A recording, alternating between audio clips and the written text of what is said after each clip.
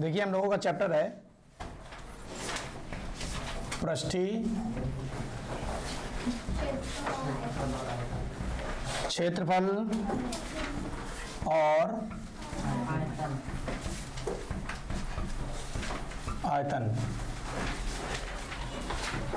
जो chapter number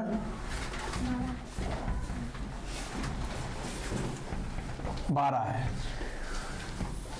इसमें सबसे पहले तो हम लोग सबसे पहले बेलन, शंकु, गोला, अर्धगोला, इनके फॉर्मूले याद होने चाहिए, क्योंकि यहाँ पर हम लोग जो पढ़ने वाले हैं वो मिश्रित आकृतियाँ पढ़ने वाले हैं, यानी कि दो आकृतियाँ आपस में मिक्स होंगी।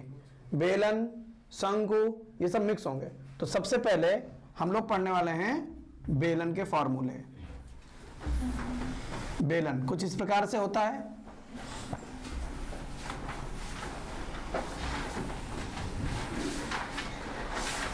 ये इसकी ऊंचाई h है,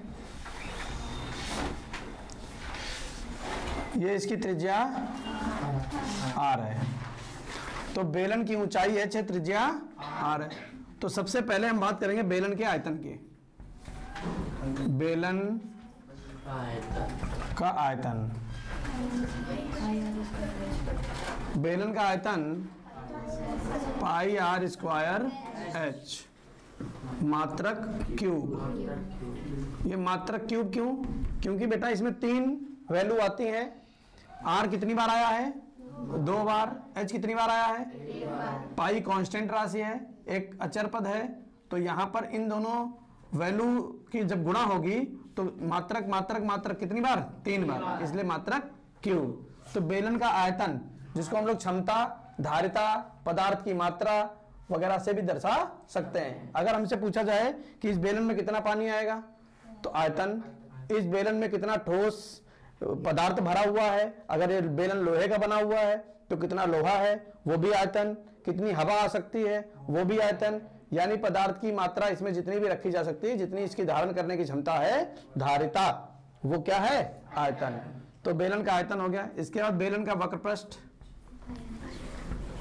बेलन का वक्रपृष्ठ, तो जो बेलन का वक्रपृष्ठ होता है वो 2 पाई r h। यहां पर वैल्यू कितनी बार आ रही है? 2 बार, इसलिए मात्रक स्क्वायर। अगला है बेलन का कुल पृष्ठ या संपूर्ण पृष्ठ। कुल पृष्ठ या संपूर्ण पृष्ठ या पृष्ठीय क्षेत्रफल। समझ गए? तो ये बन जाएगा 2 पाई r ब्रैकेट में h प्लस r। ये बन जाएगा मात्रक स्क्वायर। क्या इतनी बात क्लियर है?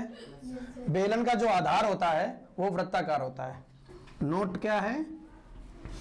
नोट है बेलन का आधार, बेलन का आधार वृत्ताकार होता है, वृत्ताकार होता है। बेलन का आधार वृत्ताकार होता है। तो बेलन के आधार का क्षेत्रफल, बेलन के आधार का क्षेत्रफल, बेलन के आधार का क्षेत्रफल क्या होगा? पाई r स्क्वायर मात्रक स्क्वायर। समझ गए? नोट करिए ये। अब देखिए सबसे पहले लिखा हुआ बेलन का आयतन। तो ये हमारे पास बेलन है, इस बेलन के आयतन की बात हो रही है। आयतन का मतलब जानते हो? इस बेलन के अंदर कितना पदार्थ है। अब देखो ये ठोस है कि खोखला है? इसके अंदर पदार्थ भरा है। कौन सा पदार्थ भरा है? लकड़ी है। लकड़ी है तो इसके अंदर पूरी लकड़ी भरी हुई है। अगर कोई पूछे कितनी लकड़ी भरी हुई है, तो बेलन का, अगर आप इसका आयतन निकाल दोगे तो इसे पता चल जाएगा कितनी लकड़ी लगी हुई है। समझ गए? वो सेंटीमीटर में हो सकता है, वो मीटर क्यूब में हो सकता है, सेंटीमीटर क्यूब में हो सकता है, और मिलीमीटर क्यूब में भी हो सकता है, और बहुत बड़ा हुआ तो किलोमीटर क्यूब में भी हो सकता है। क्या इतनी बात समझ में आई? दूसरा है बेलन का वक्र पृष्ठ। अगर बेलन के वक्र पृष्ठ की बात करेंगे तो ये बेलन है, इसमें पृष्ठ कई सारे पृष्ठ हैं, कई सारे पृष्ठ हैं। पहला पृष्ठ ये, पृष्ठ मतलब तल, तल, तो ये तल है, ये भी तो एक तल है, ये भी तो एक तल है, लेकिन यहां पर कई प्रकार के तल हैं। एक ऐसा तल है जो घूमता हुआ है, एक ऐसा तल है जो घूमता हुआ है, और कुछ ऐसे तल हैं जो बिल्कुल सपाट हैं, जो सपाट हैं। तो जो सपाट हैं, जो सपाट हैं वो है समतल, जो सपाट है वो क्या है? समांतल। और जो घुमा हुआ है वो वक्र तल है। वक्र माने घुमावदार, तो ये वक्र तल है। तो वक्र पृष्ठ पूछ रहा है, चाहे वक्र तल का है चाहे वक्र पृष्ठ का है, तो घुमावदार पृष्ठ ये ही तो है। तो हमको ये चाहिए, ये जो घूम रहा है पृष्ठ, ये नहीं चाहिए। क्यों? क्योंकि कह रहा केवल घुमावदार वाला बताइए, तो घुमावदार यही तो है। तो इसका पृष्ठ, इसका क्षेत्रफल निकालने के लिए हमारे पास फॉर्मूला है 2πr/h। क्या इतनी बात समझ में आ गई? अब बेलन का कुल पृष्ठ, संपूर्ण पृष्ठ, पृष्ठीय क्षेत्रफल अगर कह दे तो इसका मतलब इसमें जितने भी पृष्ठ हैं वो सारे, वो सब। तो एक पृष्ठ ये है जिसको तुम वक्र पृष्ठ बोल रहे हो, तो बेलन का वक्र पृष्ठ प्लस आधार का क्षेत्रफल प्लस शीर्ष का क्षेत्रफल। जब इन तीनों को तुम जोड़ोगे तो तुम्हारा फॉर्मूला तैयार हो जाएगा 2πr ब्रैकेट में h+r। क्या समझ में आई बात? तो वक्र पृष्ठ और संपूर्ण पृष्ठ में जो अंतर है वो आपको समझ में आ गया। वक्र पृष्ठ मतलब घुमावदार जब इसकी बात हो, और संपूर्ण पृष्ठ मतलब जब ये जितना भी पृष्ठ है वो सब, तब आप लगाएंगे 2πr ब्रैकेट में h+r। और जब केवल घुमावदार पृष्ठ निकालेंगे तो आप लगाएंगे फॉर्मूला क्या? 2πr/h। क्या इतनी बात क्लियर है? अगर हम अगले की बात करें कि नोट में लिखा हुआ है बेलन का आधार वृत्ताकार होता है। बेलन का आधार, ये बेलन दिख रहा है, इसका आधार दिख रहा है, ये बेलन है, इसका आधार ये मान लो। अगर ऐसे रखा हो तो आधार ये हो सकता है। तो मान लो बेलन है, ठीक है, इसका आधार ये है। अब बताओ अगर आपको केवल ये भाग दिखाया है तो क्या दिख रहा है? वृत्त दिख रहा है। बस यही तो लिखा हुआ हमने, बेलन का आधार वृत्ताकार होता है। बेलन का आधार कैसा होता है? तो बेलन के आधार का क्षेत्रफल अगर कोई पूछ दे तो वृत्त का क्षेत्रफल, वृत्त का क्षेत्रफल, वृत्ताकार है तो वृत्त का क्षेत्रफल, और वृत्त का क्षेत्रफल क्या होता है? πr²। मात्रक स्क्वायर आप जानते ही हैं। क्या समझ में आई बात? तो अगले पॉइंट हम लोग लिखेंगे शंकु।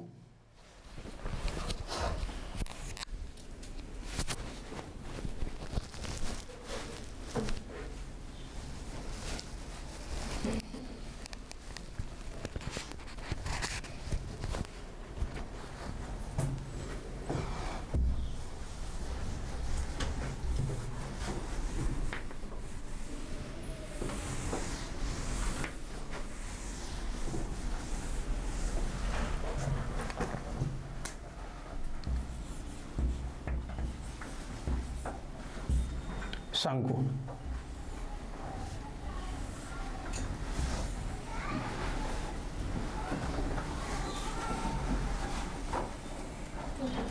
ये शंकु हो गया। ये शंकु की ऊंचाई हो गई h। ये भी शंकु की ऊंचाई है, लेकिन कैसी ऊंचाई है? तिर्यक, तिरछी ऊंचाई भी बोल सकते हैं, तिर्यक भी बोल सकते हैं। ये त्रिज्या r है,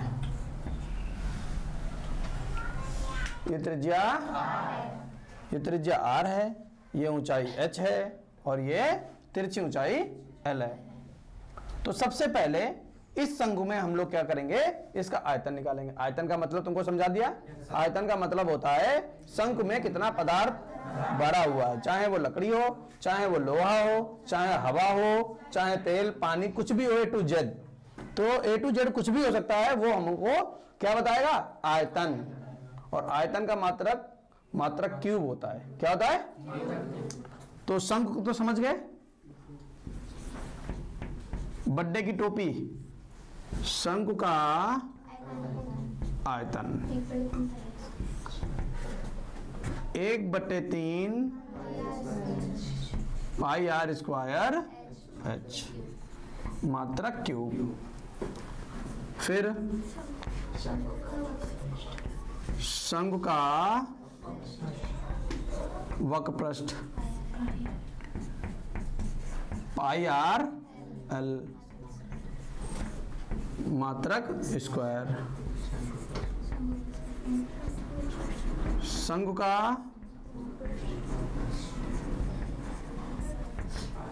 का संपूर्ण पृष्ठ पाई आर ब्रैकेट में मात्रक स्क्वायर। अब फिर से वही नोट, क्या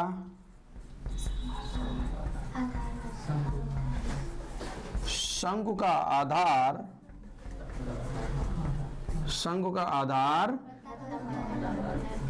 वृत्ताकार होता है, वृत्ताकार होता है।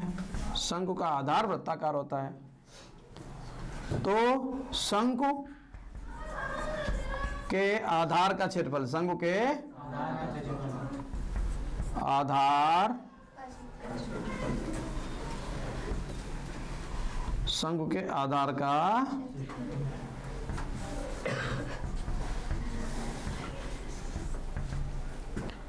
आधार का क्षेत्रफल पाई आर स्क्वायर वही होगा जो वृत्त का होता है, मात्रक स्क्वायर। क्या इतनी बात क्लियर है? अब यहां पर कुछ संबंध होते हैं। किसमें संबंध होते हैं? एल आर एच में भी हमारे संबंध होते हैं। तो यहां लिखते हैं, चलो ये नोट करो, फिर इसके बाद लिखाते हैं। लिख गया सभी का? देखिए यहां पर हमारे पास शंकु है। इस शंकु में अगर हम बात करें आयतन की, तो ये शंकु ठोस है कि खोखला? इसके अंदर क्या भरा हुआ है? लकड़ी भरी हुई है। तो इसमें कितनी लकड़ी भरी हुई है? इसमें कितनी लकड़ी भरी हुई है? तो उसी को कहते हैं शंकु का आयतन। जितनी लकड़ी भरी होगी वही इसका आयतन कहलाए। और इसको कैसे निकालेंगे? इधर देखो, इधर इधर इधर। इसको कैसे निकालेंगे? आयतन का फॉर्मूला लगा देंगे, पाई आर स्क्वायर एच बटे 3 या 1/3 पाई आर स्क्वायर एच। समझ गए? यानी बेलन के आयतन जैसा ही फॉर्मूला है, बस बटे में कितना लगा हुआ है? 3। बेलन का आयतन पाई आर स्क्वायर एच होता है, यहाँ 1/3 पाई आर स्क्वायर एच होता है। ये तिहाई हिस्सा होता है। समझ गए? तो इसमें जितनी लकड़ी लगी होगी, जितनी अंदर भरी होगी, वो सब निकल कर आ जाएगी। वो हो गई आयतन की बात। अगर हम वक्र पृष्ठ की बात करें तो फिर से वही चीज है, पृष्ठ, वक्र पृष्ठ। पृष्ठ तो कई हैं, ये भी पृष्ठ है, तल, ये भी तल है। तो इसमें बहुत सारे तल हैं, बहुत सारे वक्र पृष्ठ हैं, वो सारे पृष्ठ हैं। तो सबसे पहले उसने कहा वक्र पृष्ठ बताइए, वक्र पृष्ठ। तो वक्र पृष्ठ मतलब जो घुमावदार हो। ये तो सपाट है, ये तो सपाट है। हमको चाहिए वक्र पृष्ठ कौन सा? घुमावदार। तो घुमावदार तो यही है। तो ये घुमावदार पृष्ठ है, तो इसको निकालेंगे। यहां पर जितना प्रिंट होगा, यहां पर जितना पृष्ठ है, उसको निकालने के लिए वक्र पृष्ठ लगाएंगे पाई आर एल। क्या लगाएंगे? जहां आप जानते हो एल क्या होता है? तिर्यक ऊंचाई। एच क्या है? ऊंचाई। आर क्या है? त्रिज्या। तो बताओ पाई आर एल में किसी को कोई समस्या? कोई समस्या नहीं है। अच्छा, शंकु का संपूर्ण पृष्ठ की अगर हम बात करें तो ये शंकु है, इसमें बहुत सारे पृष्ठ हैं, कुछ घुमावदार हैं और कुछ सपाट हैं। तो जब घुमावदार और सपाट, जब घुमावदार और सपाट दोनों को ऐड कर दिया जाएगा, घुमावदार और सपाट दोनों को ऐड कर दिया जाएगा, तो बन जाएगा संपूर्ण पृष्ठ, जो है पाई आर ब्रैकेट में एल प्लस आर। क्या इतनी बात क्लियर है? इतनी बात सबको क्लियर है? ठीक है। अब कहते हैं शंकु का आधार वृत्ताकार होता है। तो शंकु है कहां? ये आधार अगर हम आपको दिखाएं तो आप बताओ कैसा है ये आधार कैसा है? कैसा है? वृत्त दिख रहा है, तो वृत्ताकार है। अगर आधार वृत्ताकार है और इस शंकु का हम क्या पूछे आपसे कि क्षेत्रफल बताइए, शंकु के आधार का क्षेत्रफल, तो इस वृत्त का ही तो क्षेत्रफल निकालोगे। और वृत्त का क्षेत्रफल क्या होता है? छोटे क्लासों में सीख कर आए हो, पाई आर। क्या इतनी बात क्लियर हो गई? नोट तो कर ही लिया तुम लोगों ने? ठीक है। अब बात करते हैं, इसमें संबंध होता है एल आर एच में संबंध होता है, एल आर एच में संबंध होता है। वो क्या है देखिए,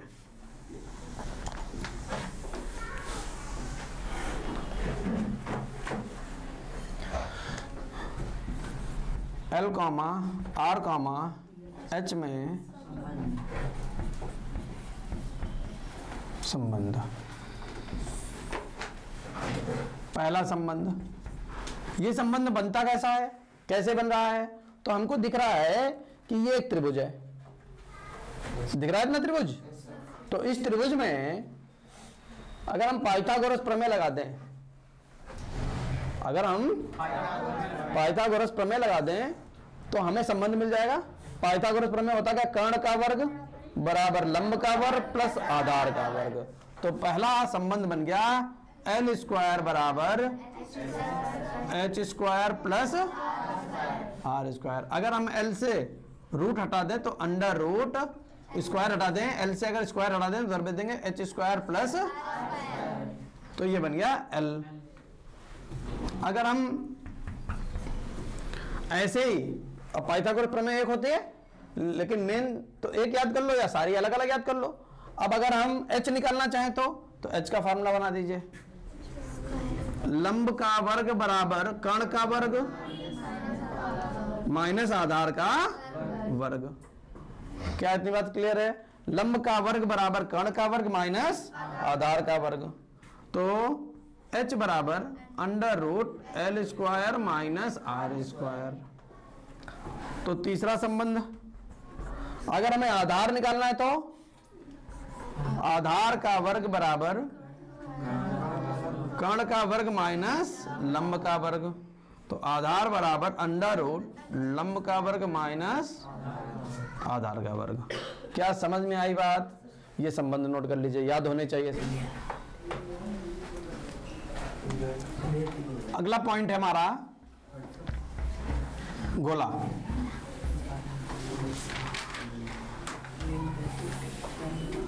तो अगर हम गोले की बात करें तो गोले की जब हम बात करेंगे तो ये भैया वृत्त जैसा गोला लग रहा है।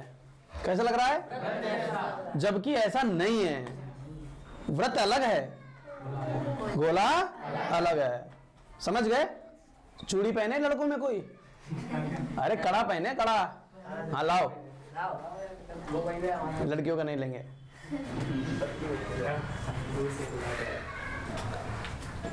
देखिए ये चूड़ी है, मतलब कड़ा है, ठीक है? तो ये कड़ा है, तो इस कड़े में आपको गुलाई दिख रही होगी, ठीक है? और एक गुलाई हम तुमको दिखा रहे हैं। आ जाओ, निकला ये, और एक ये क्या है? ये वृत्त है। ये क्या है? और ये क्या है? ये गोला है। दोनों में अंतर समझ में आया? ये वृत्त है, ये गोला है। क्या क्लियर है? इसमें पृष्ठ होता है, इसमें कोई पृष्ठ नहीं है। समझ गए? इसमें किसी पदार्थ को भरा जा सकता है, इसमें किसी पदार्थ को नहीं भरा जा सकता है। ये 3D आकृति है, ये 2D आकृति है। ये 3D आकृति है, ये 2D आकृति है। 3D आकृति को हम लोग साधारण नंगी आंखों से नहीं देख सकते, जबकि 2D आकृतियों को हम बना भी सकते हैं, देख भी सकते हैं। ये 2D है, लेकिन हम कह रहे हैं ये गोला है। क्या तुमको फील हो रहा है ये गोला है? नहीं। अगर तुमको हम 3D वाला चश्मा पहना दें और 3D वाला ही बोर्ड ले आए खरीद के, और फिर ये गोला ऐसे निकल के सामने आएगा तुम्हारे, और ऐसे तुम्हारी खपड़ भी लगेगा टन से। समझ गए? तो ये गोला जो है ये 3D आकृति है। इनको हम लोग बोर्ड पर साधारणता नहीं बना सकते, फील कर सकते हैं। तो फील करोगे तो फील हो जाएगा। अभी निकल के बाहर आएगा, कहेगा हम फुटबॉल हैं। समझ गए? भैया चूड़ी पकड़ो, ना दे दें उन्हें, कपड़े फूट जाए तो भारी है, ले।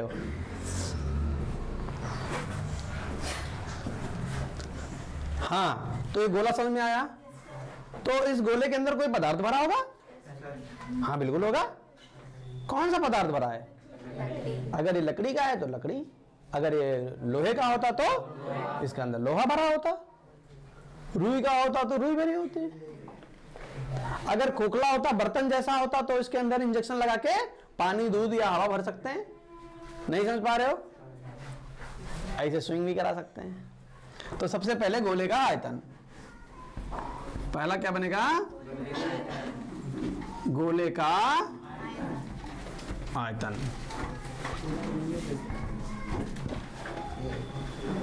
तो गोले का आयतन 4/3 पाई आर मात्रक क्यूब। नंबर 2, गोले का वक्रपृष्ठ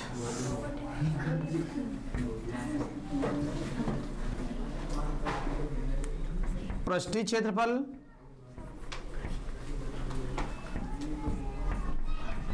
संपूर्ण पृष्ठ, गोले का वक्रपृष्ठ पृष्ठीय क्षेत्रफल संपूर्ण पृष्ठ कुल पृष्ठ।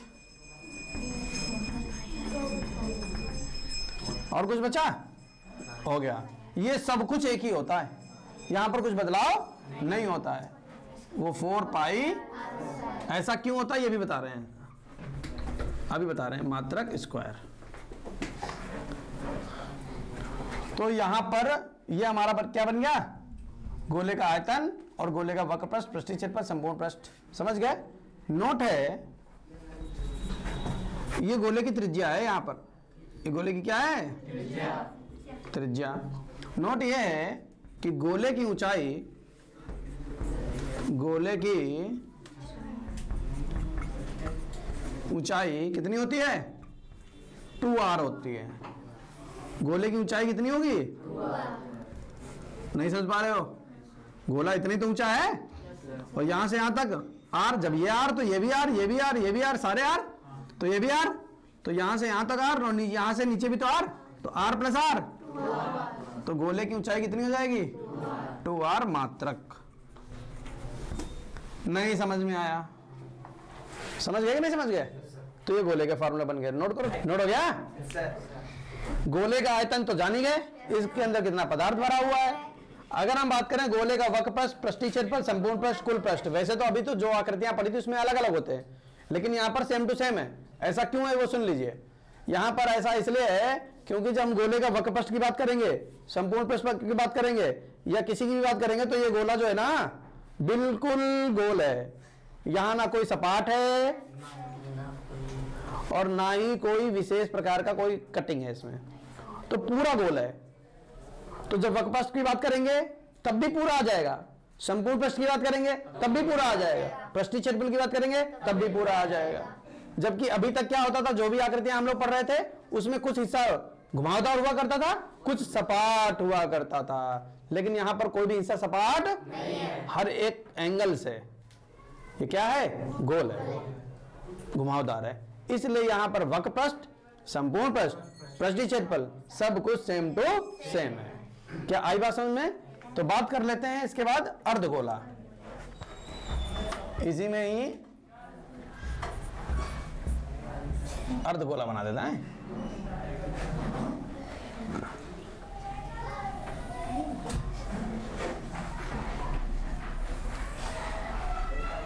रिवील बचाई ले हमने।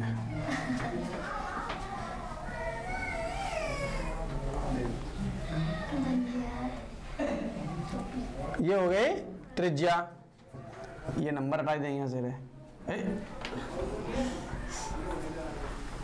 ये हो गया अर्ध,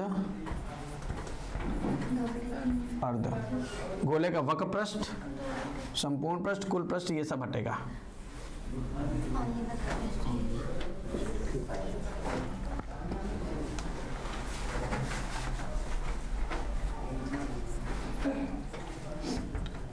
और अर्धगोले का आयतन तो बन जाएगा 2/3, आधा हो जाएगा, इसलिए उसका आधा कर दिया, 4 का आधा 2। और अर्धगोले का वक्रपृष्ठ 2 पाई r स्क्वायर मात्रक स्क्वायर, हटा देते हैं। और अर्धगोले का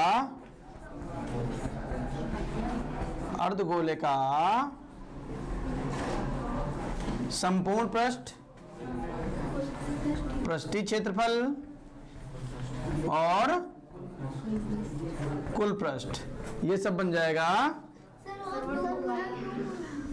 यहाँ 2 होगा, यहाँ 3 पाई आर स्क्वायर। अर्धगोले का वक्र पृष्ठ 2 पाई आर स्क्वायर, अर्धगोले का संपूर्ण पृष्ठ कुल पृष्ठ 3 पाई आर स्क्वायर।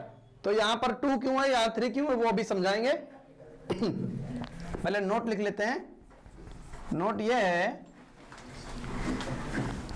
कि अर्धगोले की ऊंचाई, अर्धगोले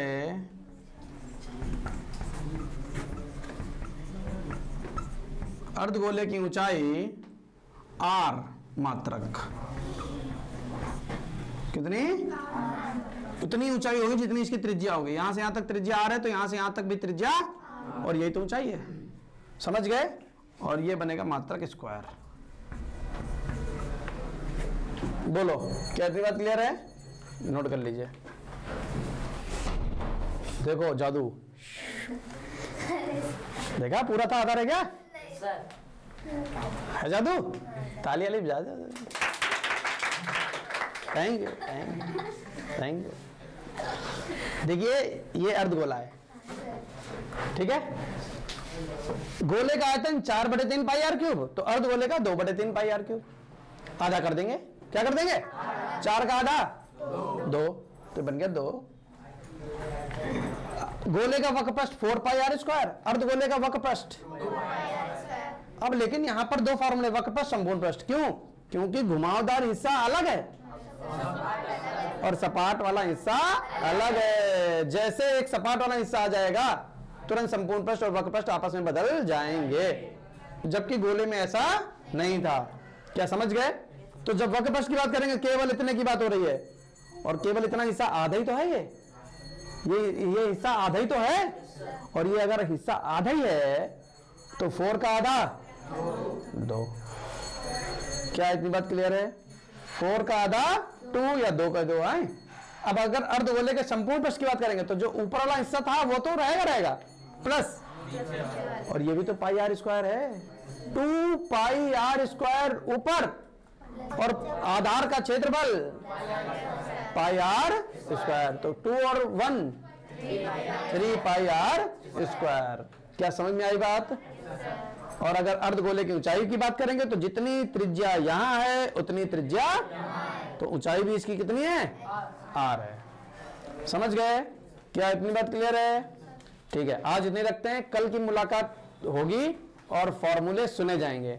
अब ये मत कहना किस चीज का फार्मूला, सारे। क्यों? क्योंकि ये सारे फार्मूले तुम 9th में याद कर चुके हो। यहां केवल हमने रिवीजन करने के लिए लिखवा है। यहां पर जो क्वेश्चन चलते हैं वो डबल आकृति में चलते हैं, ठीक है। आज इतने, बाकी कल।